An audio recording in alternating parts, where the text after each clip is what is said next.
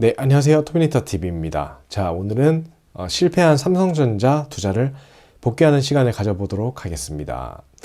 여러분, 요즘에 삼성전자가 참 많이 올랐습니다. 삼성전자를 많이 보유하고 있다가 한 1000주 정도 보유하고 있다가 테슬라 그리고 비트코인으로 비중 조절을 하면서 이제 전량을 매도했던 어찌 보면 뼈아픈 추억이 있습니다. 평단가 기준으로 한 3배 정도가 올랐는데 막연히 그냥 배 아파하고 후회하고 앞날 후회하고 아니면 포모가 와서 지금이라도 들어가거나 그러면은 좀 감정에 의한 투자이기 때문에 좀 지양하는 방향이고요. 저 같은 경우는 이제 비트코인에 몸을 담았기 때문에 직접적인 주식 투자보다는 이 세상 돌아가는 거에 더 관심이 많거든요. 그래서 그런 기준으로 이 세상을 좀 더 명확히 바라보는 그런 초점에 의해서 제 과거의 실수를 복귀해 보려고 합니다. 복귀도 그렇고 제가 이제 깨달은 음모론이 있거든요. 그것도 좀 말씀드리도록 하겠습니다. 제가 한 2019년부터 이제 삼성전자를 투자를 했습니다. 그 당시가 이제 주식 투자 초창기 때여서 이제 몇백만 원으로 시작했죠. 그러다가 이제 수익을 보면서 이거 한번 공부를 해봐야겠다. 그래서 공부를 시작했고, 공부를 하다 보니까 이제 은행의 지급 준비율이라는 것도 알게 됐고, 그래서 이제 화폐가 좀 위험한 것이구나. 내가 주식을 안 사거나 그리고 뭐 부동산이나 하다못해 매수하지 않고 현금을 갖고 있는 것은 정말 위험한 행동이었구나 좀 깨닫게 돼서 투자처를 찾다 보니까 자연스럽게 이제 믿음이 가는 좀 인플레이션 해지를 위한 정도의 투자로 이제 삼성전자 투자를 시작하게 되었습니다. 결국 한 1000주까지 모으게 되었는데 평단가가 이제 오르내리면서 한 65,000원 근처로 갔습니다. 처음에는 운이 좋았죠. 그래서 21년도 한 1월쯤이었나 그 고점 9만전자를 찍고 그 당시 수익이 한 2천만 원 정도 났던 것 같습니다. 근데 저는 그 당시에 또 제가 좋아하는 피터 린치 책을 읽었기 때문에 지금은 팔 때가 아니라고 판단을 했습니다. 왜냐하면 그 당시에 내러티브가 여러 가지가 있었죠. 기본적으로 D램 반도체 D램이 판매가 아주 잘 됐고 메모리 가격이 상당히 비쌌습니다.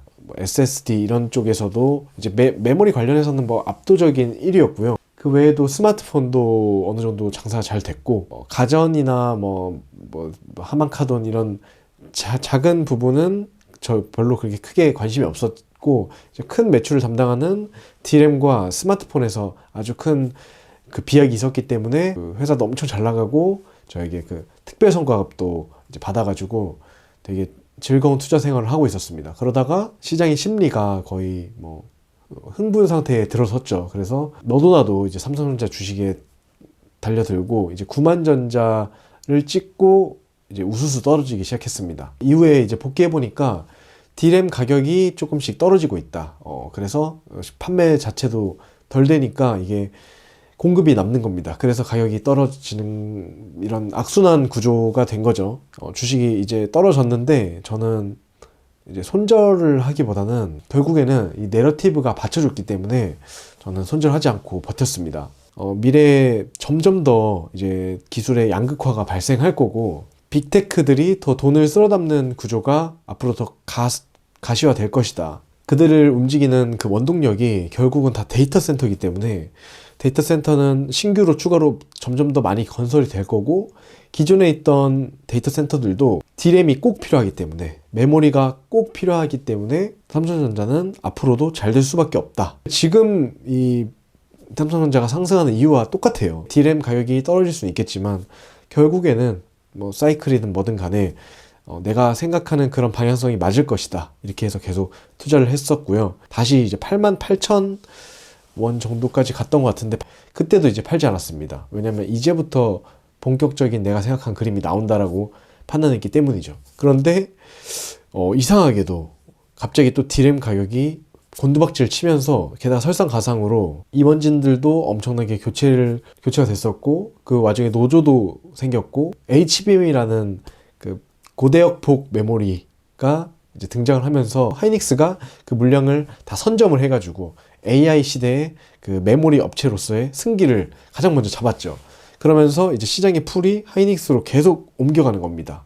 그 HBM이 잘 되면 잘 될수록 그 일반 D램의 그 수요는 점점 없어졌었어요. 초반에. 그래서 기존에 있던 삼성 이제 메모리 사업의 그 진가는 시장성을 잃을 것이다 라는 공포심이 아주 강했습니다. 49,000원까지 갔을 때는 이거는 지금 팔 때는 아닌 것 같다. 분명히 삼성전자도 HBM에 있어서 어느 정도 이제 뒤따라갈 것이고, 결국 HBM이라는 것도 뭐 새로 완전히 만들어내는 것이 아니라 그 기존에 있던 메모리 기술에 접목된 그런 하나의 뭐 새로운 제품이기 때문에 삼성전자도 못할 게 뭐냐라고 생각을 했었습니다.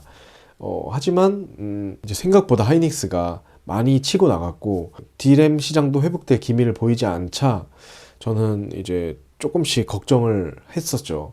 그러다가 테슬라라는 투자처를 찾게 됐고, 제가 테슬라를 180불 때부터 이제 진입을 하기 시작했거든요. 그래서 130불까지 떨어졌을 때 이제 조금 더 과감하게 매수를 하기 시작했고, 더 테슬라에 공부를 하다 보니까 미래에 더 가치가 있다고 판단을 해서 삼성전자를 조금씩 팔기 시작했습니다. 다행히도 초기에는 테슬라가 많이 올라줘서 지금에 있어서도 그 어마어마한 포모는 느끼지 않는데, 사실 이제 그 이후에 또 비트코인에 관심을 갖게 되면서 삼성전자를 이제 전량 매도하는 결과를 낳게 되었습니다. 그래서 비트코인을 이제 뭐 그렇게 비싸게 들어간 건 아니지만 제가 샀을 때보다 훨씬 더 많이 떨어진 가격이기 때문에 이제 원화로 따지면은 이제 손실이라고 할 수 있겠죠. 그리고 삼성전자가 생각보다 많이 올랐으니까 누가 보더라도 제가 더 손실을 입은 것이다, 그렇게 생각할 수 있겠지만 저는 여기서 후회는 없습니다. 왜냐하면 그 삼성전자를 투자하면서 좀 많은 것을 알게 되었거든요. 이 삼성전자가 과거의 내러티브가 뭐였죠? 그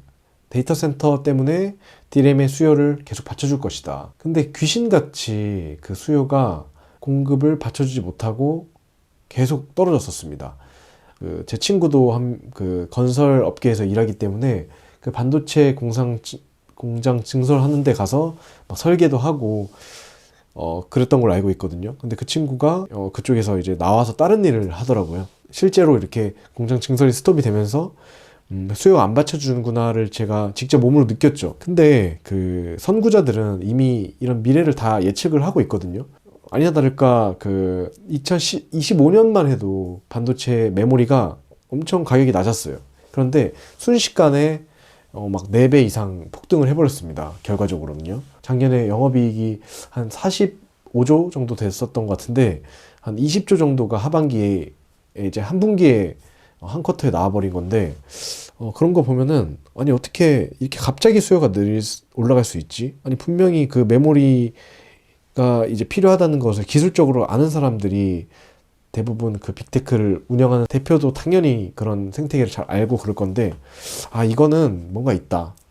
이제 음모론이 나오기 시작했습니다. 반도체가 정말 필요한 것이었기 때문에 누군가는 더 선점하기를 원하고, 그런 세력들이 아주 크게 있다면은 그것을 먼저 떨어뜨리는 게 목적이 되면은 그들에게 엄청 큰 이익을 가져다 주겠구나, 이런 생각을 했습니다.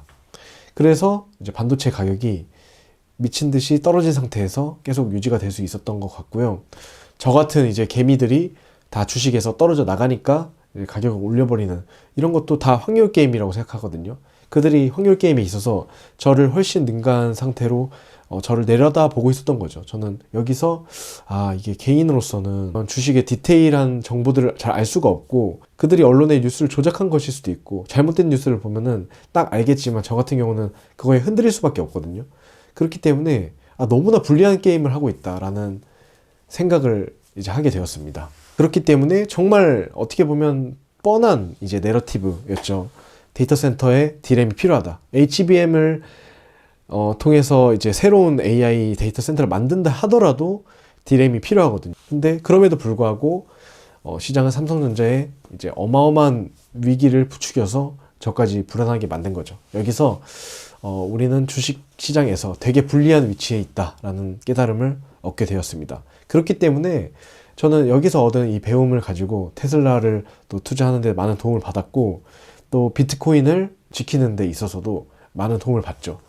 비트코인 뉴스 같은 경우는 근데 좀 괜찮은 게, 삼성전자는 정보가 제한적이잖아요. 근데 비트코인 같은 경우는 뭐 세력들이 어떻게 이제 뭐 매집 매수해서 가격을 언제 떨어뜨리고 언제 올리고 이런 계획들은 알 수 없지만, 생각보다 구조상 비트코인의 기술적인 그런 특성상 대응하기가 쉽습니다. 네.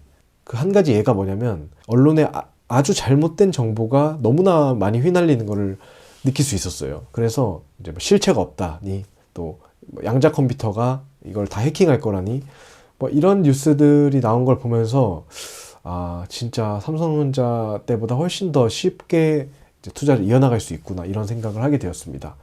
뭐 비트코인이 점점 더 이제 기업 단위로 국가 단위로 그 지평이 넓어지고 있는데 비트코인의 그 지분 중에 뭐 60 몇 퍼센트에 해당하는 비율을 개인이 소유하고 있으니까 어찌됐건 이제 정부 입장에서는 그들을 털어내야 되는 게 되게 중요하다. 그리고 너무나 이제 비트코인이 이제 확실하게 승기를 잡는 내러티브가 너무나 팽배하기 때문에 레버리지를 걸어서 롱을 치는 그런 세력들이 그런 개인들이 너무나 많았기 때문에 그런 것도 다 이제 정리를 할 필요가 있죠. 그래야 이제 또 안정적으로 비트코인을 뭐 국가 단위로 또 어떤 큰 세력들이 있다면 그들이 선점할 수 있으니까 그렇겠구나. 저는 이렇게 일단 제 시나리오를 써봅니다. 근데 그게 좀 맞을 것 같은 이유가 언론을 보면은 좀 느껴집니다.